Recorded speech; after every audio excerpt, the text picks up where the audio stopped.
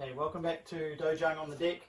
Let's have a look at Won Hyo now. So we'll jump into the green belt pattern, and three little pointers I want to cover off on this one. So a real common mistake in Won Hyo is the inward strike with the knife hand. Now all inward strikes are delivered to the chest line. So we delivered up, the body is delivered up in three sort of sections, if you like. So we've got the solar plexus or center line, chest line and shoulder line. So all inward strikes that we do within Taekwondo all come to the chest line. So it lies kind of,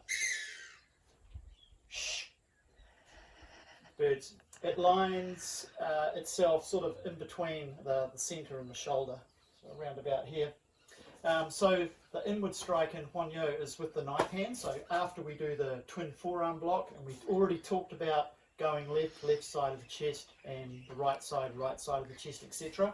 So from here, we separate the arms, a very similar position that we might do for the circular block. So not too wide from here, and bring the knife hand, the inward strike in to the chest line, but more importantly, the knife hand itself to neck height. Okay, so quite often this is quite low. From here, strike in this way. So knife hand in line with the neck, but not too low. Okay, and this other fist just sits off the shoulder. Okay, so we see it here, we see it here as well, and a couple of other times throughout the patterns. So that's the first one, is the inward strike to chest line, neck height. Okay, so not in front of the body, just in line with the neck. Okay, the next one is a circular block. So we come out of our punch from here, step together, bring our arms up, not too high, not too wide, try not to fly. From here, and we drop down. Don't lift too high with the arms, round about sort of solar plexus height. It's quite shallow, and then outwards this way. So the idea with this, there's a couple of thoughts around the circular block. First, maybe to block, so focus on the forearm, and maybe to block a second time, or to scoop a technique. That's the most sort of common, scoop and then flick out to the side. So don't capture and lift too high, it's really quite shallow. So come from the punch, step together, down, heel still off the floor, and as I replace the heel to the ground, that's when we've got our downward movement. So this is half facing, not reverse half facing, as you still sometimes hear. So same position here.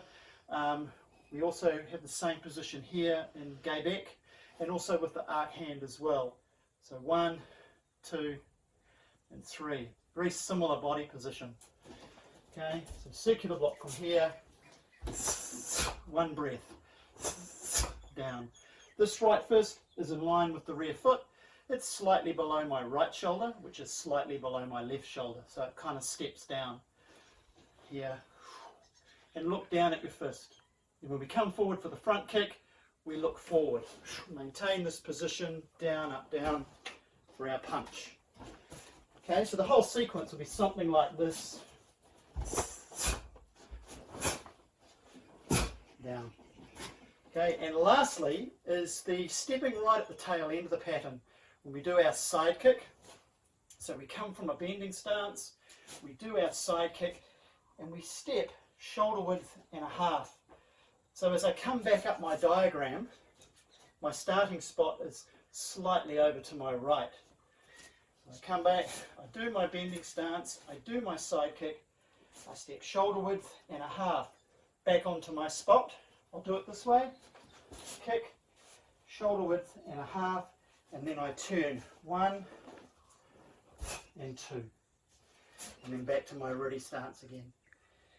Okay, so just to recap, inward strike, neck height with the knife hand to chest line, circular block, quite shallow, heel off the floor, drop the heel, look in line with the foot, 1, slightly higher, and at the tail end of your pattern you do your side kick, step shoulder width and a half, and then you turn to your finish.